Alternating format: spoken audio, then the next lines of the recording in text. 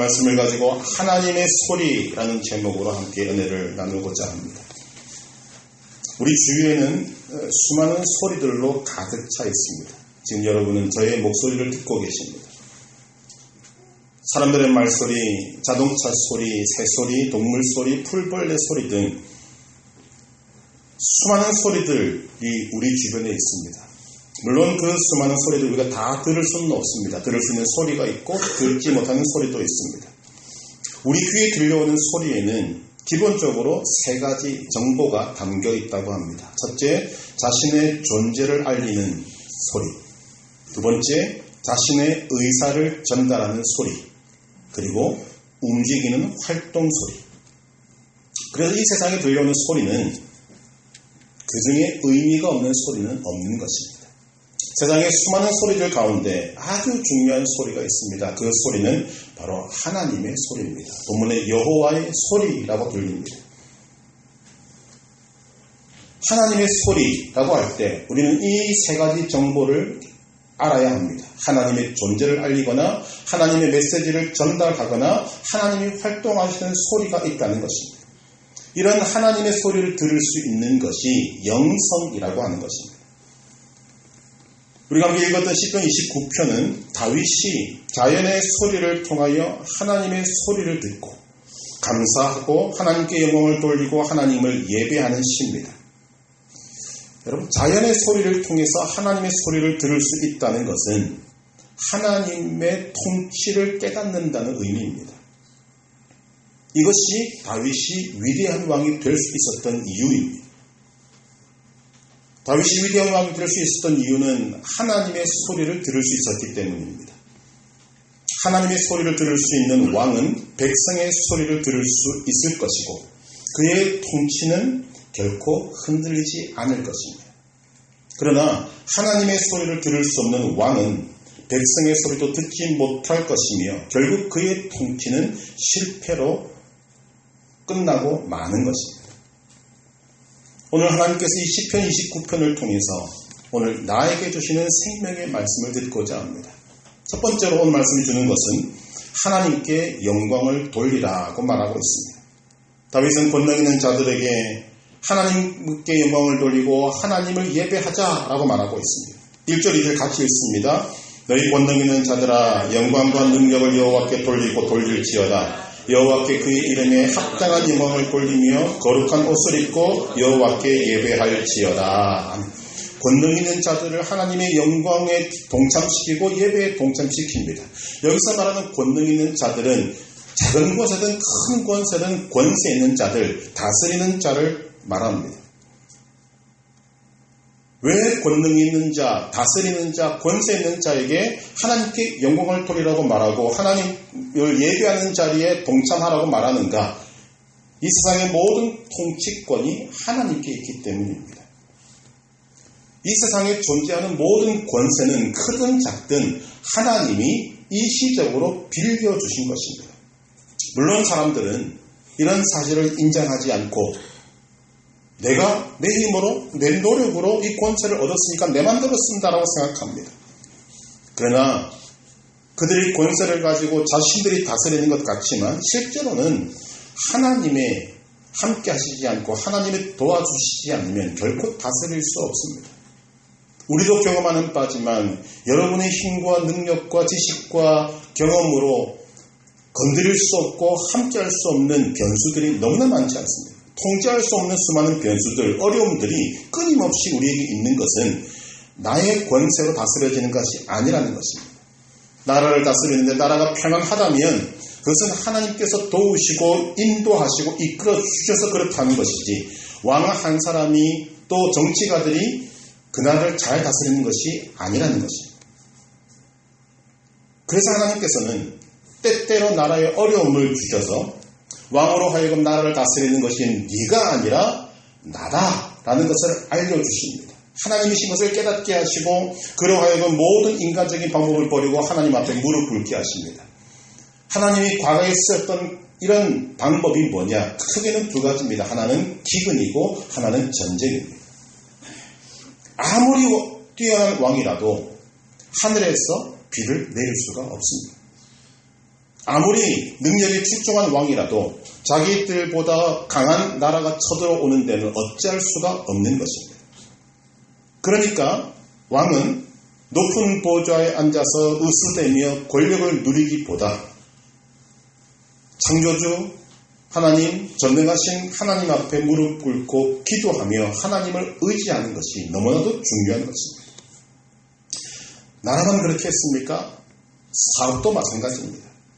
사장이 회전 의자에 앉아서 명령하고 지시하는 것도 중요하겠지만 그가 회사를 붙들고 직원들을 붙들고 하나님 앞에 무릎 꿇고 그들을 위하여 기도하는 것이 얼마나 중요한지 모릅니다. 가정도 마찬가지입니다. 저는 여기 있는 여러분들이 집안의 가장이라고 생각합니다. 믿음의 가장. 지금 여러분이 여러분의 가정을 붙들고 있는 것입니다. 여러분이 하나님을 의지하고 믿을 때 하나님이 여러분들의 가정을 지켜주시는 것입니다. 그래서 나라의 흉년이 들거나 전쟁이 터졌을 때 왕은 밑에 있는 사람들을 달달 볶으면서 이 나라를 좀 어떻게 좀 해봐라 이렇게 할 것이 아니라 자기 자신이 먼저 하나님 앞에 나아가서 무릎 꿇고 기도하는 것이 너무나도 필요하고 너무나도 중요한 것입니다. 사업을 하는 사람도 마찬가지고 가정의 가장도 마찬가지입니다. 이들이 다 권능 있는 자들입니다. 권능 있는 자들, 권세 있는 자들, 다스리는 자들이 하나님을 인정하고 하나님 앞에 나아가 무릎 꿇고 기도할 때 하나님께서 기뻐하십니다. 왜 하나님께서 이런 기도를 기뻐하시는가? 이유는 하나님께서는 복 주시기를 너무나도 기뻐하시기 때문입니다. 하나님께서 좋은 왕을 세우시는 이유는 그 왕을 통해서 하나님의 백성들에게 복을 주시는 것을 기뻐하시기 때문입니다. 하나님께서 좋은 사장을 세우시는 것은 그 좋은 사장을 통해서 하나님이 그 회사와 사원들에게 복 주시는 것을 기뻐하시기 때문입니다. 하나님께서 좋은 믿음의 가장을 세우시는 것은 그 가정에 하나님이 기뻐하시는 복을 주시기 위해서인 것입니다.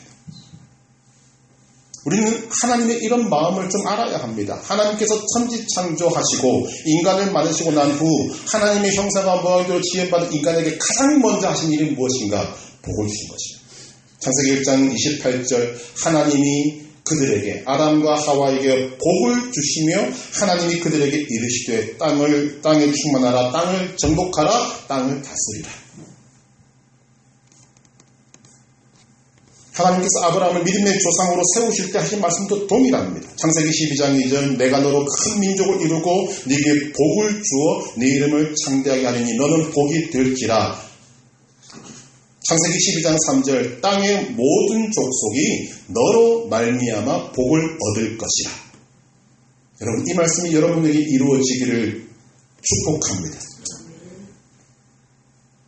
오늘 본문이 뭐라고 이야기합니까? 영광과 능력을 여호와께 돌릴지어다. 여호와께 그의 이름에 합당한 영광을 돌리며. 우리는 이 영광이라는 말을 참 많이 씁니다. 교회에서. 하나님께 영광을 돌린다. 여러분 이게 무슨 뜻입니까? 우리는 많이 쓰지만 설명하라고 하면 참 어렵습니다. 영광을 돌린다라는 말은 어떤 일을 누가 실제로 행했는지를 명확하게 밝혀서 그 공을 당사자에게 돌리는 것입니다. 영광을 돌린다라는 말을 우리가 정확하게 알기 위해서는 영광을 가로챘다라는 말을 생각해 보면 그 의미가 명확해집니다. 우리는 올해 올림픽이라는 것을 보았습니다. 어떤 사람이 올림픽에서 금메달을 땄는데 4년 동안 열심히 준비해서 금메달을 땄는데 그에게 마땅히 돌아갈 금메달이 주어지지 않고 다른 사람이 뺏어갔다. 이게 영광을 가로챈 것입니다. 영광을 빼앗은 것입니다. 마땅히 돌아가야 될 금메달이 그 선수에게 제대로 돌아가지 않고 다른 사람이 뺏어가는 것. 이게 영광을 가로챈 것입니다. 영광을 뺏은 것입니다. 영광을 뺏은 일이 영적 차원에서는 실제로 일어났습니다. 사탄이 하나님의 영광을 가로챘다는 것입니다. 이것은 하나님이 마땅히 받으셔야 될 영광, 이 영광을 영광받을 자격조차 없는 피조물인 사탄이 중간에서 가로챘다는 것입니다. 천지 만물을 창조하시고 오늘까지도 운행하시는 일은 모두가 하나님이 계획하시고 하나님이 행하시고 하나님이 운행하시는 일입니다. 하나님이 완성한 일입니다. 그래서 모든 피조물은 하나님께 합당한 영광을 돌리는 것이 마땅합니다. 그런데 중간에 사탄이 끼어들어서 사람들을 속이고 하나님께서 마땅히 받으셔야 될 영광을 사탄이 가로챈 것입니다. 요한복음 10장 10절에 따르면 사탄이 하는 일이 뭐라고 정의합니까? 두 가지밖에 없습니다. 죽이고 멸망시키려는 것뿐이다. 이런 존재가 피조물을 위하는 척, 복을 주는 척 하면서 하나님 노릇을 하는 것입니다. 저주받아 마땅한 일입니다. 이 세상이 이 사탄에게 속아서 하나님께 마땅히 돌아가야 될 영광을 뺏어버린 것입니다. 빼앗겨버린 거죠. 다윗은 지금 사탄을 비롯한 다른 피조물들이 빼앗아간 하나님의 영광을 되찾아서 하나님께 합당한 영광을 돌리자라고 말하는 거죠. 그것이 하나님의 백성된 자의 사명이기 때문입니다. 하나님께 영광을 돌려야 합니다. 그런데 이렇게 다윗이 하나님께 영광을 돌리자, 하나님을 예배하자라고 하는 이유가 무엇인가? 둘째로는 그가 하나님의 소리를 듣기 때문입니다. 다윗이 권능 있는 자들에게 하나님께 영광을 돌리고 영광 예배에 동참하라고 한 이유는 다윗이 하나님의 소리를 들을 수 있었기 때문입니다. 오늘 본문에 대한 배경은 여러 가지 해석이 있습니다만 다 차치하고라도 일단 이 시가 지어지기 바로 전까지 그 땅은 매우 기근이 있었다는 것을 알게 됩니다. 메마른 땅이었다는 거죠. 그것도 하루 이틀 메마른 것이 아니라 오랜 세월 동안. 그런데 그 가물었던 땅에 하나님의 은혜로 쏟아지는 비가 있게 됩니다. 그런데 그 다윗은 그 빗소리를 통해, 천둥 소리를 통해 그 속에서 말씀하시는 하나님의 소리를 듣게 된 것입니다. 내가 너를 결코 버리지 않는다. 내가 너희를 용서한다. 다시 새로운 마음으로 나를 예배하고 경배하라. 다윗이 들었던 소리를 지금 7번에 걸쳐서 다윗은 하나하나씩 설명해 가고 있습니다. 첫 번째로 다윗이 들었던 소리가 뭡니까? 물 위의 우레소리, 천둥 소리를 들었습니다. 3절 같이 읽습니다. 여호와의 소리가 물 위에 있도다. 영광의 하나님이 우레소리를 내시니 여호와는 많은 물 위에 계시도다. 여러분, 가뭄이 오래 계속된 땅을 바라보면 땅이 타들어가는 것 같습니다. 사막을 보면 그렇지. 하늘에는 구름 한 조각 없습니다.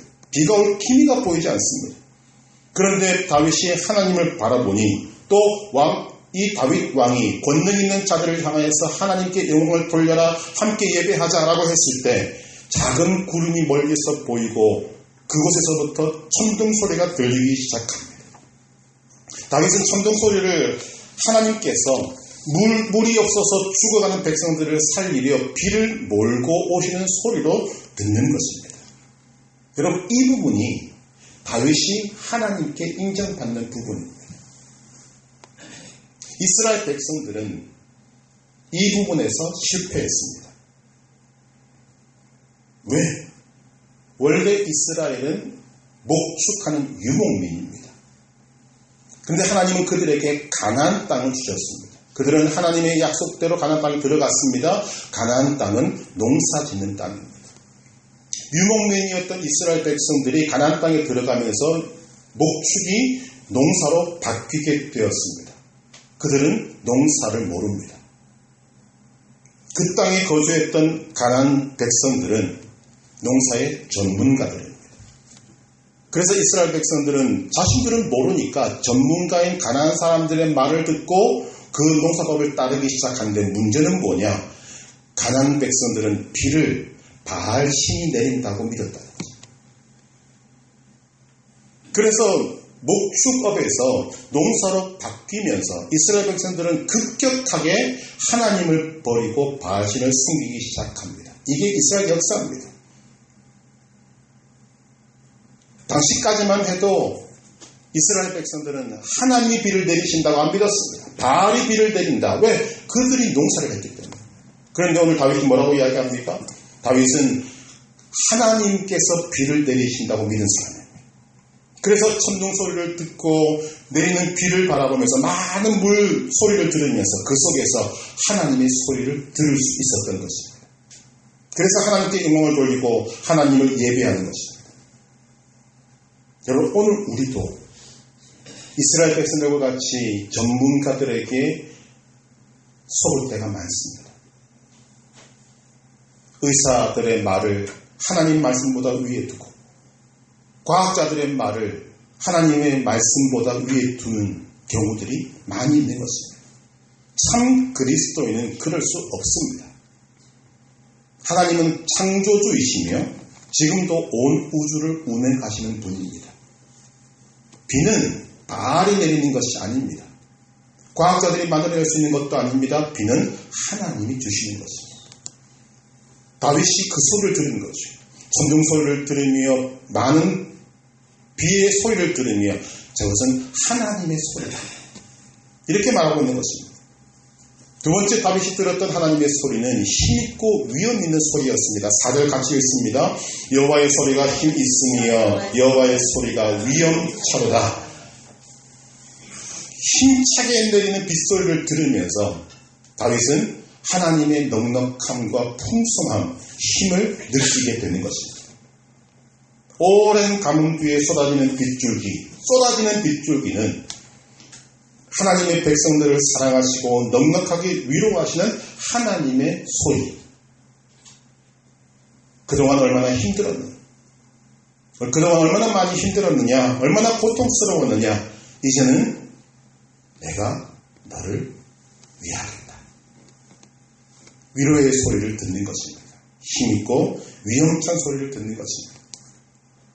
또한 다윗이 들은 소리는, 하나님의 소리는 세상으로 퍼지는 소리입니다. 5절 6절 같이 읽습니다. 여호와의 소리가 백향목을 꺾으시며 여호와께서 레바논 백향목을 꺾어 부수시도다. 그 나무를 송아지같이 뛰게 하시며 레바논과 시련으로 들송아지같이 뛰게 하시도다. 네. 얼마나 비가 힘있게 내리는지 백향목이 꺾이고 부서집니다.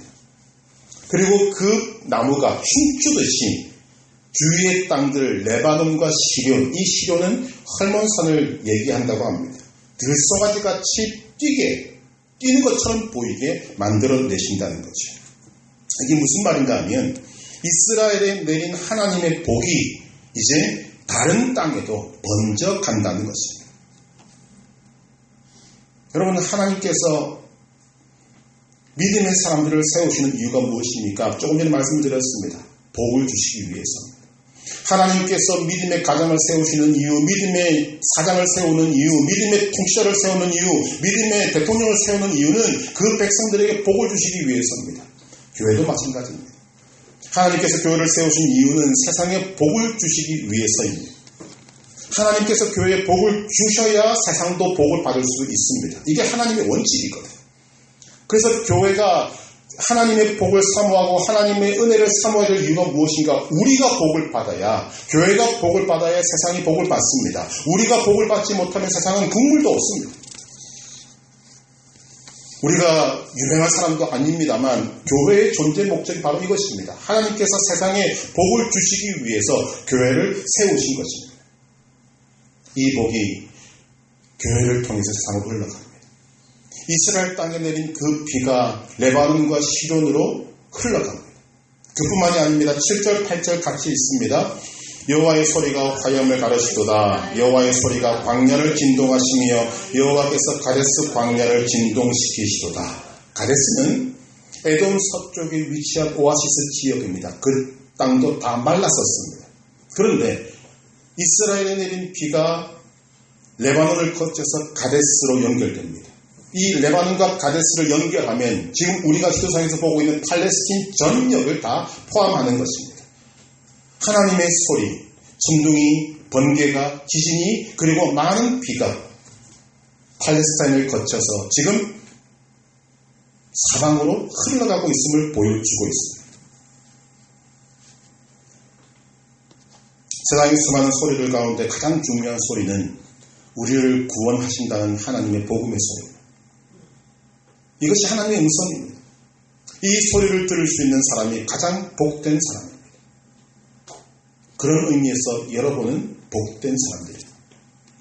우리는 그 하나님의 구원의 소리를 듣고 반응하고 믿음을 가지게 되고 지금 함께 모여 하나님께 예배하고 있습니다. 복 있는 자들만이 할 수 있는 믿음의 모습입니다.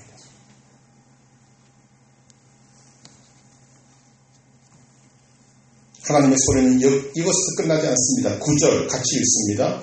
여호와의 소리가 암사슴을 낙태하게 하시고 삼림을 맑게 벗기시니 그의 성전에서 그의 모든 것들이 말하기를 영광이라 하도다.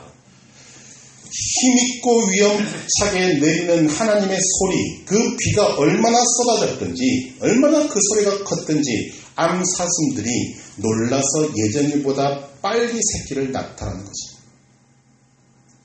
또한 강한 비로 인해서 나뭇잎과 가지들이 꺾이고 심지어는 나무들이 뿌리째 뽑혀서 삼림이 맑게 보일 만큼 지금 그 힘이 아주 강하게 나타나고 있는 것입니다. 여러분, 비가 그렇게 내리면 어떤 일이 벌어집니까? 생명이 공급됩니다. 자, 지금 다윗이 듣는 소리를 우리는 주목해야 됩니다. 다윗은 단순히 천둥 소리만 들은 것이 아닙니다. 천둥 소리를 통해 하나님의 소리를 듣고 비를 통해 지진을 통해 홍수를 통해서 이런 하나님의 소리를 듣고 있는 것입니다. 우리들에게도 세상의 소리들 속에서 나에게 말씀하시는 하나님의 소리를 들을 수 있는 영성이 있기를 주님의 이름으로 축복합니다. 하나님은 여러 방면으로 말씀하십니다. 제가 여러 번 말씀드립니다만 제가 군에 있을 때 하나님은 수시로 저에게 말씀하셨습니다. 개척이다. 근데 다 못 들었습니다. 다 사람의 소리를 지불했습니다. 이 목사님도 개척이다. 저 목사님도 개척이다. 주변 사람도 개척이다. 말했을 때 못 들었습니다. 제 영성이 바닥이었다. 여러분 주변에서 들리는 소리들 여러분 믿음으로 기도하시고 세밀하게 들으십시오. 하나님의 소리가 그 속에 있습니다. 세 번째로 오늘 이 말씀이 우리에게 주는 교훈은 홍수 때에 좌정하시는 하나님이 계시다는 것입니다. 10절 같이 읽습니다. 여호와께서 홍수 때에 좌정하셨으며 여호와께서 영원하도록 왕으로 좌정하시리라. 하나님께서 비를 얼마나 내리시는지 홍수가 납니다. 여러분 팔레스타인에는 평소에는 물이 흐르지 않는 강 모양이 있습니다. 이것을 와디라고 말하는데 이 와디는 평상시에는 말라 있습니다. 그런데 한번 이런 비가 내리면 그것이 차고 넘치게 물이 범람하는 것입니다. 이런 홍수를 바라면 다윗이 깨닫는 것이 무엇인가? 그 홍수를 위에 하나님이 좌정해 계시다는 것입니다.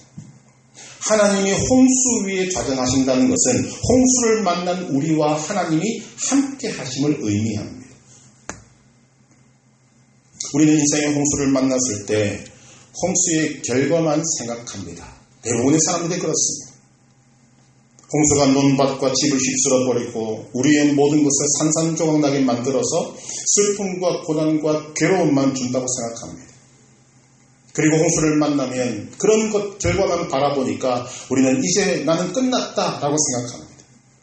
그래서 시련과 환난을 바라보고는 비명을 지르고 시련과 환난의 수레바퀴에 짓눌리고 그리고 깔려버리고 마는 것입니다.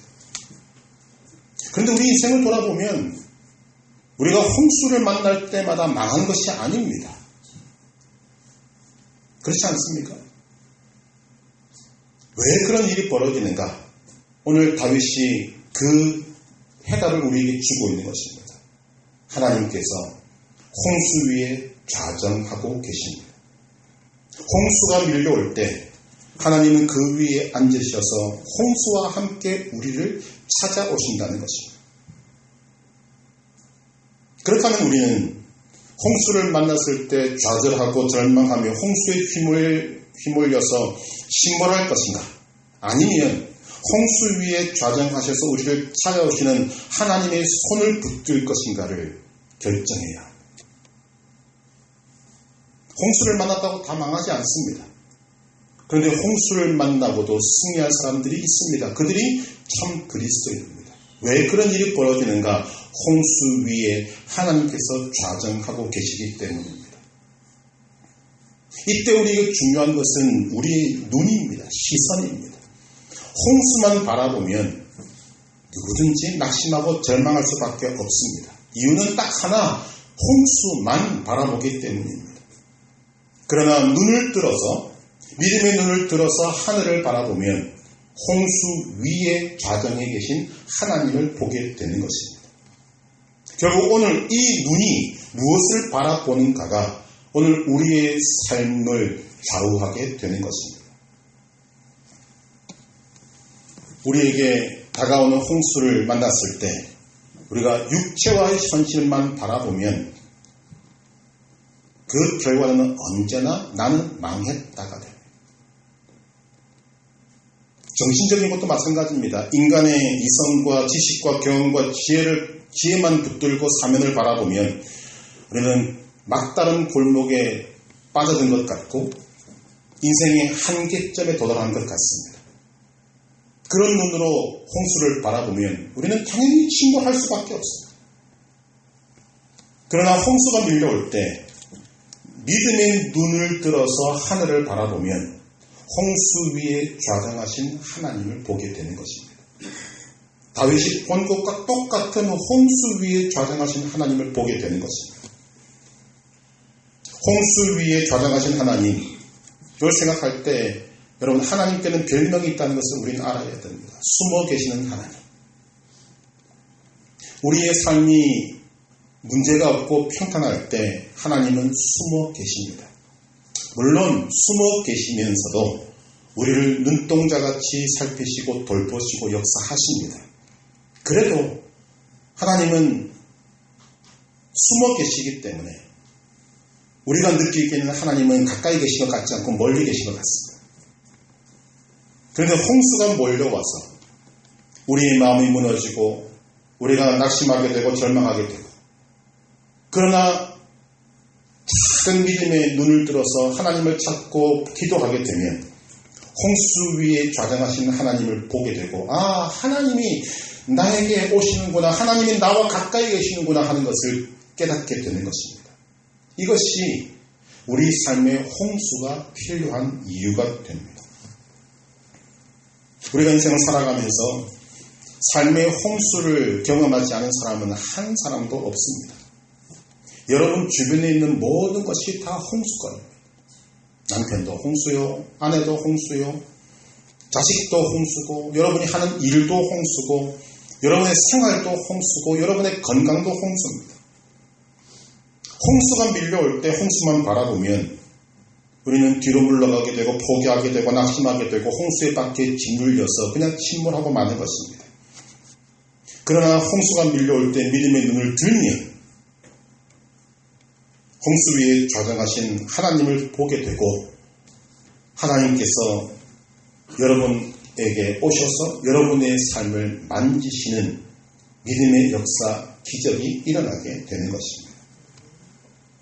홍수 위에 좌정하신 하나님은 다윗의 경험에서 나오는 것으로 보입니다. 여러분 다윗이 얼마나 많은 인생의 홍수를 겪었습니까? 물론 우리도 만만치 않습니다만 다윗은 정말 치명적인 홍수들을 많이 겪었습니다. 저희가 살인 교사죄를 짓고 하나님이 기뻐하시지 않는 죄를 범하고 거기다가 사랑하는 아들에게 배신을 당해서 쫓겨나고 맨발로 도망다녀요. 그런데 그때마다 함께 하시는 하나님으로 인해서 그는 보호하심을 받고 더 나아가 승리하고 회복되는 역사를 우리는 그의 삶을 통해서 보게 됩니다. 이런 경험을 통해서 지금 그는 고백하는 것입니다. 홍수 위에 좌정하신 하나님. 홍수 위에 좌정하신 하나님은 다윗만의 하나님이 아니라 여러분의 하나님이심도 믿습니다. 다윗은 지금 홍수 위에 좌정하신 하나님을 바라봅니다. 그런데 다윗은 여기서 더 놀라운 고백을 합니다. 홍수 위에 좌정하신 하나님께서 영원토록 왕으로 좌정하신다는 것입니다. 10절 여호와께서 홍수 때에 좌정하셨으며 여호와께서 영원하도록 왕으로 좌정하시도다. 우리는 이 말씀을 통해서 홍수와 왕으로 좌정하신 하나님과의 관계를 알아야 합니다. 이 왕으로 오시는 하나님께서 왜 하필이면 홍수를 타고 오시는가? 이유는 하나님께서 우리의 환경과 운명을 변화시키는 유일한 분임을 증거하기 위해서 그렇게 하시는 것입니다. 비슷한 이야기입니다만 우리가 세상을 살아갈 때 좋은 일만 있고 평안하고 지금 걱정의심 염려가 없을 때는 하나님의 크고 위대하신 능력을 체험하기가 어렵습니다. 하나님의 기적이 나타나지 않는다는 거죠. 그런데 어두움 후의 빛은 더 밝게 느껴지고 풍랑 이후의 고요함은 더 극적이듯이 홍수를 타고 오시는 하나님을 경험하면 하나님께서 모든 것을 다스리시는구나. 하나님께서는 모든 것을 주관하고 계시는구나. 하나님께서는 나의 모든 것을 일거수일투족을 다 관리하고 계시는구나. 하나님은 나를 다스리는 분이구나. 이것을 명확하게 보게 된다는 것입니다. 그래서 하나님은 홍수를 타고 오십니다. 여기는 인간의 죄성이 포함되고 있습니다. 홍수를 타고 오시는 이유는 인간의 죄성이 그렇기 때문에 죄로 인해 타락한 인생들은 홍수에 짓밟히지 않으면 하나님을 왕으로 모시지 않습니다. 우리도 경험합니다만 사람들은 모든 것이 풍족하고 여유가 있을 때는 하나님을 하나님으로 숨기지 않습니다. 돈을 신으로 숨기고. 그러나 홍수가 몰려와서 내 힘으로도 안 되고 내 능력으로도 안 되고 내 머리로도 안 되고 지혜가 수렁에 빠지고 절망의 벽에 부딪혀서 자신이 자랑하던 모든 것들이 물에 침몰하게 되면 그때서야 비로소 하나님 앞에 무릎 꿇고 하나님이 왕이십니다 하고 나오게 되는 것입니다. 주님께서 홍수를 타고 오지 아니하시면 인간은 교만해서 하나님을 반역하고 자신의 삶을 자발적으로 지옥으로 던지게 되는 인생을 사는 것입니다. 그러나 하나님께서는 영원한 지옥불에 들어가야 될 우리들을 건지시기 위해서 그러기 위해서는 하나님을 왕으로 모셔야 되는데 왕으로 인정하지 않으니까 홍수를 타고 오시는 것입니다. 어쩔 수 없이 우리에게 생명을 주시고 하나님 나라 백성으로 삼으시기 위해서 홍수를 타고 오셔서 여러분을 항복시키고 여러분의 교만을 무너뜨리시고 여러분을 다스리시고 왕으로 좌정하시는 것입니다. 여러분 이것이 우리 감사의 제목입니다. 그런데 여기에 또 하나 감사할 것이 있습니다. 하나님이 홍수 위에 좌정하시고 왕으로서 여러분을 다스리시지만 하나님은 여러분을 종으로 삼지 않습니다. 우리가 마귀의 자녀일 때 마귀는 여러분을 철저하게 종으로 부립니다. 왜? 마귀의 목적은 여러분을 죽이고 멸망시키는 것이기 때문입니다. 그러나 하나님의 목적은 아닙니다. 하나님이 여러분의 왕이 되시는 이유는 여러분을 구원하시기 위해서이고 또한 여러분과 함께 왕노릇 하시기 위해서입니다. 디모데후서 2장 11절 12절 미쁘다 이 말이요. 우리가 주와 함께 죽었으면 또한 함께 살 것이요 참으면 또한 함께 왕노릇 할 것이요. 여러분 우리가 하나님의 마음을 알아야 될 이유가 바로 여기에 있는 것입니다. 홍수 위에 좌정하신 하나님. 다윗은 지금 그것을 명확하게 보고 있고 그 결과를 보고 있습니다. 마지막으로 하나님께서 이렇게 하시는 이유가 무엇인가? 하나님께서는 여러분에게 힘과 평강을 주신다는 것입니다. 11절 같이 읽습니다. 여호와께서 자기 백성에게 힘을 주시며 여호와께서 자기 백성에게 평강의 복을 주시리로다. 아멘. 하나님께서 홍수를 허락하신 이유를 은유적으로 밝히고 있습니다. 그 이유는 우리에게 힘을 주시고 평강의 복을 주시기 위해서다. 하나님이 우리에게 주시는 것이 크게 두 가지라고 말합니다. 첫째, 힘을 주십니다. 여러분, 우리는 콩나물을 맛있게 먹습니다만 그 콩나물을 보면 약합니다. 왜냐하면 그늘에서 사람이 주는 물을 먹고 자랐기 때문입니다. 소위 고생이라고는 한 적이 없습니다. 어려움을 모르고 컸습니다.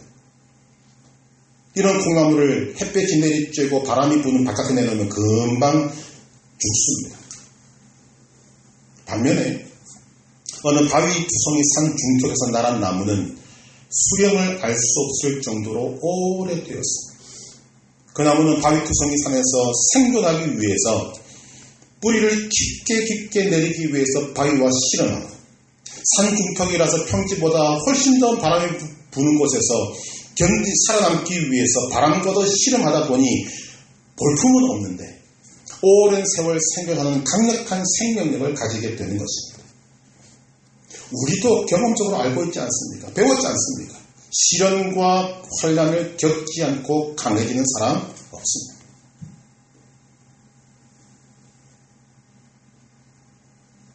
그런 말 하지 않습니까? 여자는 약하다. 그러나 어머니는 강하다. 이유는 다 압니다. 여자는 분명히 약합니다. 그러나 어머니는 이 세상 어느 누구보다 강합니다. 왜? 시련과 환난을 겪었기 때문입니다. 하나님께서는 하나님의 사랑하는 자녀들을 약한 상태로 두시지 않습니다. 강하게 키우십니다. 그래서 예수 믿는 사람들은 여러분 각오하셔야 합니다. 예수님께서 사랑하는 제자들을 몇 번이나 풍랑에 부딪히게 하셨습니다. 누가복음 8장을 보면 예수님께서 제자들에게 말씀하십니다. 우리가 배를 타고 갈릴리 호수를 건너가자. 예수님이 말씀하셨습니다. 그리고 함께 배를 타셨습니다. 예수님은 이 시기에 배를 타고 가면 풍랑을 만날 것을 알고 계셨지만 가자고 말씀하셨고 풍랑일 것을 아셨지만 배 한 모퉁이에서 주무셨습니다. 배가 호수 한가운데쯤 갔을 때 갑자기 폭풍우가 휘몰아쳐 왔습니다.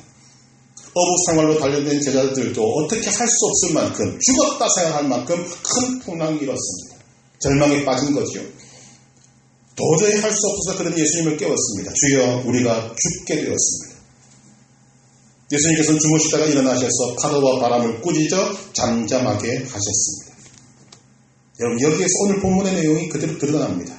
풍랑 속에 예수님은 제자들을 그냥 두신 것이 아니라 그 풍랑 속에 함께 계셨습니다. 그런데 왜 풍랑일 것을 아시는 주님께서 제자들에게 배를 몰고 호수를 건너가자 하셨습니까? 강하게 키우기 위해서입니다. 풍랑을 만나게 하십니다. 그리고 그 속에서 구원해 주십니다. 오늘 이 다윗의 표현으로 하면 풍랑 위에 좌정하신 예수님 이렇게 되겠죠. 하나님이 홍수를 타고 오시는 것은 홍수를 통과하지 않은 사람은 힘이 없다는 것을 가르쳐 주시기 위함입니다. 여러분 우리가 믿음 생활할 때 이런 시련과 환난의 문제를 우리는 해결해야만 합니다. 믿음 생활의 면모를 보셔도 압니다. 시련을 겪은 사람의 기도는 시련을 겪지 않은 사람의 기도보다 훨씬 더 힘이 있습니다.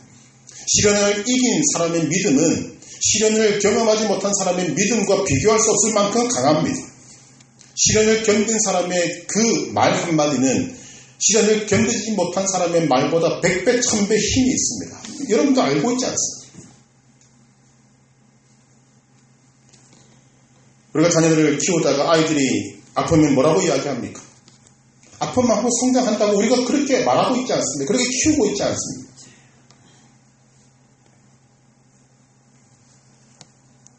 그런데 우리는 그렇게 하면서도 내게 시련이 닥쳐오면 홍수가 밀려오면 죽겠다 합니다.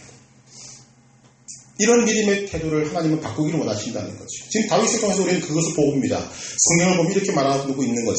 모세가 가나안 땅에 12정탐꾼을 보내서 그 가나안 땅을 정탐하게 했습니다.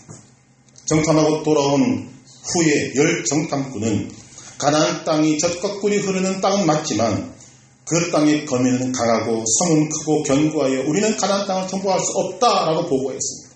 이 소리를 들은 이스라엘 백성들은 전체가 마음이 무너졌고 밤새워 울면서 우리는 새로운 지도자를 세워서 애국으로 돌아가자 그랬습니다. 그때 정탐꾼 중에 사람들인 여호수아와 갈렙이 일어나 말합니다. 민수기 14장 9절 여호와를 거역하지는 말라 또 그 땅 백성을 두려워하지 말라. 그들은 우리의 먹이라. 그들은 우리의 밥이라. 10명의 정탐꾼들과 이스라엘 백성들은 육체적으로만 생각했습니다. 이성적으로만 생각했습니다. 자신의 머리로만 생각했습니다. 그러니 결과가 무엇입니까? 좌절과 절망입니다. 그러나 여호수아와 갈렙은 하나님을 믿었고 영적으로 믿음의 눈을 들어 하나님을 바라보았습니다. 이렇게 표현할 수 있을 것입니다. 가나안을 통해 말씀하시는 하나님의 소리를 들었습니다. 그들은 우리의 먹이라. 오늘 우리에게 이런 하나님의 소리를 들을 수 있는 영성이 있기를 축원합니다. 우리에게 다가오는 홍수와 같은 환난과 시련은 하나님께서 우리를 힘있게 만드시려고 우리에게 주시는 먹이요 밥입니다. 그 밥을 먹으면 우리는 힘이 생기고 그것을 이겨낼 수 있게 되는 것입니다. 홍수는 하나님께서 우리에게 힘을 주시기 위한 수단이요 밥이라는 하나님의 소리를 들을 수 있어야 합니다. 듣고 믿으시기를 바랍니다. 정말 이 시간 이후로 우리에게 다가오는 시련과 환난을 이렇게 하나님의 소리를 듣고 선포하고 믿음으로 행동할 수 있기를 바랍니다. 하나님께서 힘있게 만들기 위해서 홍수를 허락하시는 것입니다. 또 하나 홍수를 허락하는 이유가 무엇인가? 우리에게 평강의 복을 주시기 위해서라고 말합니다. 여호와께서 자기 백성에게 평강의 복을 주신다. 여러분, 세상에서 가장 귀한 것이 무엇인가? 그것은 마음의 평안입니다. 아무리 좋은 집에서 좋은 음식을 먹고 살더라도 부부가 화목하지 못하고 부모 자식 간의 분쟁이 있으면 그것은 지옥입니다. 홍수 위에 좌장하신 하나님께서는 평안의 복을 주신다고 말합니다. 이 말이 무슨 말인가? 홍수 중에도 누릴 수 있는 평안입니다. 얼마나 평안이 컸으면 홍수를 보고 겁나지 않습니다. 홍수를 보고 두려워하지도 않습니다. 왜? 하나님께서 그 마음에 평안의 복을 주셨기 때문입니다. 그 복을 누가 주십니까? 홍수 위에 좌정하신 하나님이 주십니다. 그래서 이 평안은 홍수 중에도 누릴 수 있는 평안입니다. 요한복음 14장 27절에 예수님께서 이렇게 말씀하십니다. 평안을 너희에게 끼치노니 곧 나의 평안을 너희에게 주노라. 내가 너희에게 주는 것은 세상이 주는 것과 같지 아니하니라. 너희는 마음에 근심하지도 말고 두려워하지도 말라. 예수님 안에 있는 그 평안을 주신다고 하십니다. 이것이 하나님의 평안입니다. 십자가를 앞에 놓고도 흔들리지 않는 평안, 홍수 앞에서도 두려워하지 않을 수 있는 평안, 그 평안을 홍수 중에도 주시는 것입니다. 이 세상에서 누릴 수 있는 가장 놀라운 복이 바로 여기 있습니다. 하나님 주신 평안입니다. 다 받아 누리시기를 바랍니다. 홍수 속에서도 누릴 수 있는 평안, 이 평안이 세상이 알 수도 없고 줄 수도 없는 하나님만이 주실 수 있는 평안입니다.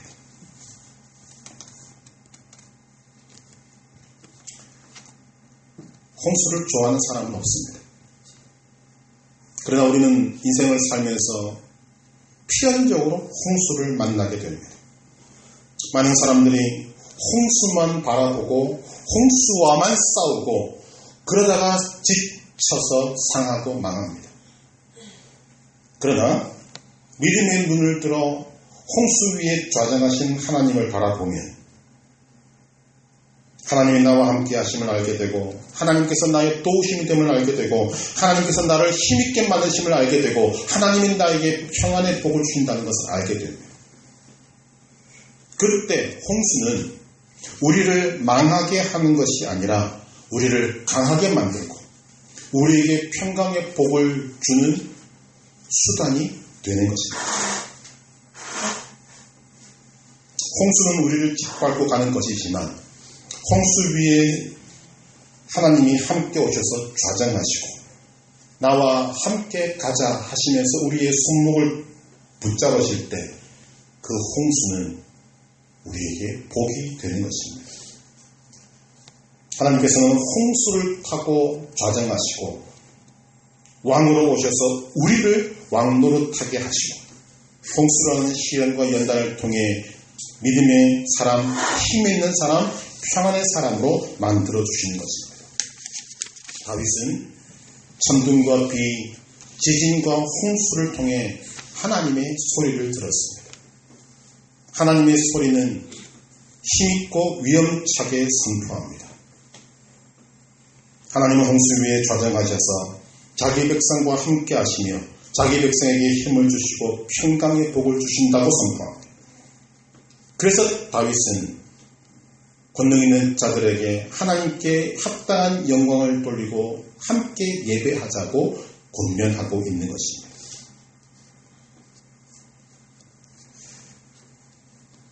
천둥과 비, 지진과 홍수, 세상의 소리들을 통해서 하나님의 소리를 듣게 되기를 주님의 이름으로 축원합니다. 사랑이 많고 자비로우시며 은혜와 긍휼이 풍성하신 하나님이 여러분에게 말씀하시는 하나님의 소리를 들을 수 있기를 바랍니다. 하나님의 소리는 생명이요, 하나님의 소리는 힘이 나게 만드는 것이요, 하나님의 소리는 평강의 복의 소리입니다. 힘들고 어려운 현실에서 하나님의 소리로 말미암아 하나님이 나와 함께 하신다는 위로의 소리를 듣고 하나님 주시는 힘과 평안을 얻어서 날마다 평안의 복을 누리는 복된 성도들 되시기를 주님의 이름으로 축복합니다.